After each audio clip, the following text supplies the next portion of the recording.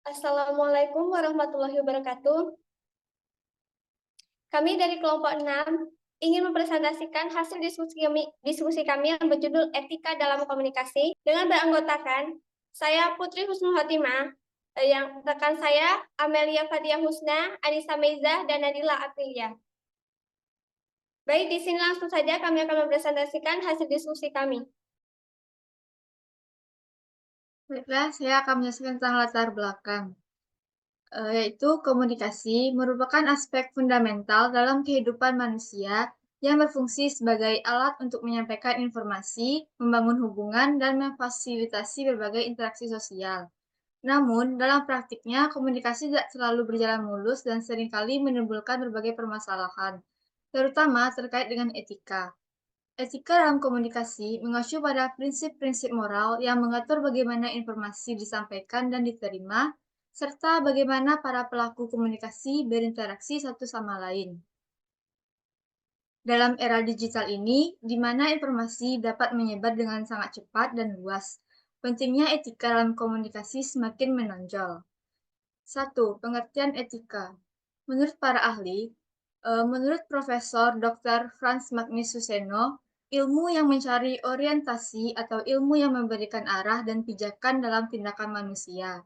Menurut James J. Spillane SJ, etika adalah mempertimbangkan dan memperhatikan tingkah laku manusia dalam mengambil suatu keputusan yang berkaitan dengan moral, yang mana lebih mengarah pada penggunaan akal budi manusia untuk menentukan benar atau salah.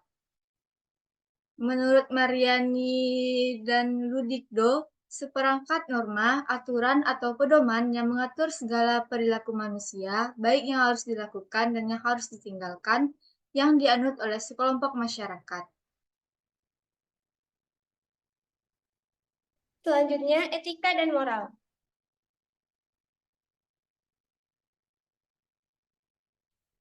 Menurut beberapa ahli seperti Koch Bright, perilaku moral seseorang terkait erat dengan perkembangan kognitif yang berpengaruh oleh pengaruh orang tua atau keluarga.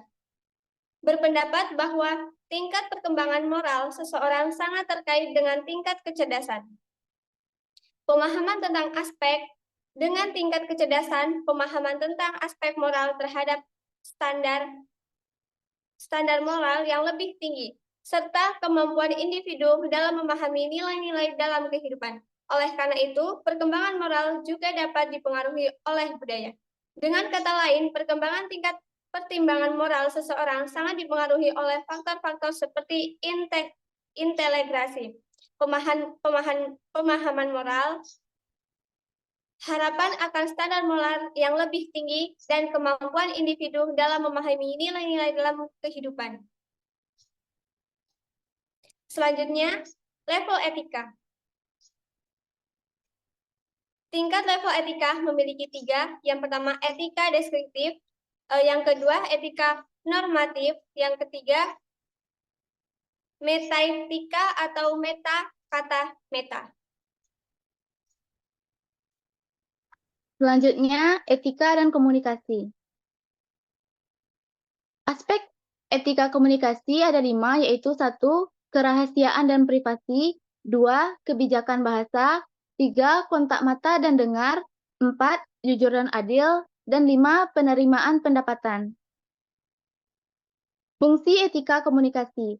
Yang pertama ada untuk membangun relasi yang baik. Etika komunikasi membantu dalam membangun relasi yang baik dan harmonis antar manusia. Ini melibatkan penggunaan bahasa yang baik, perilaku sopan, dan menghormati orang lain.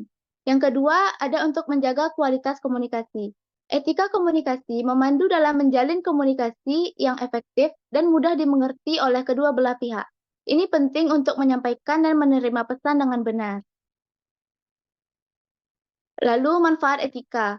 Yang pertama ada untuk melancarkan komunikasi dengan orang lain. Yang kedua untuk memahami apa yang dikomunikasikan orang lain. Yang ketiga diterima dalam sosial masyarakat karena mengikuti etika yang berlaku. Yang keempat memperkuat hubungan yang terjalin dengan orang lain.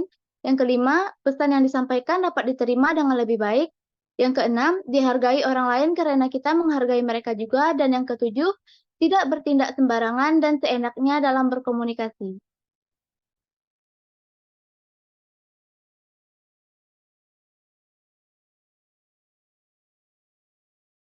Selanjutnya, teknik cara etika dalam berkomunikasi. Yang pertama, melihat keadaan lawan bicara, berbicara dengan baik dan benar, menunjukkan sikap antusiasi dalam bicara, menggunakan bahasa sesuai dengan konteks, menerapkan etika komunikasi dalam media sosial, menghargai pendapat orang lain, menjaga sikap tubuh yang sopan.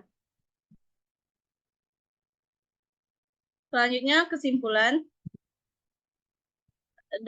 Dari pembahasan mengenai etika dalam komunikasi, dapat disimpulkan bahwa etika merupakan aspek yang tidak hanya berkaitan dengan perilaku moral, tetapi juga mempengaruhi cara kita berinteraksi dan berkomunikasi dengan orang lain. Etika berasal dari kata Yunani, yaitu ethos, yang berarti kebiasaan atau adat istiadat. Dan dalam filsafat, ia dikembangkan menjadi studi tentang nilai-nilai moral dan kebiasaan yang baik. Etika dan moral, meskipun sering dianggap sama, memiliki perbedaan penting. Etika lebih berfokus pada prinsip-prinsip dan tentang apa yang benar dan salah. Sedangkan moral lebih kepada sehari-hari yang dipengaruhi oleh budaya dan lingkungan. Level etika, deskriptif, normatif, dan metaetika. Menyediakan kerangka kerja untuk memahami dan menerapkan etika dalam berbagai konteks, termasuk dalam komunikasi. Etika dalam komunikasi melibatkan aspek seperti kerahasiaan, penggunaan bahasa yang sopan,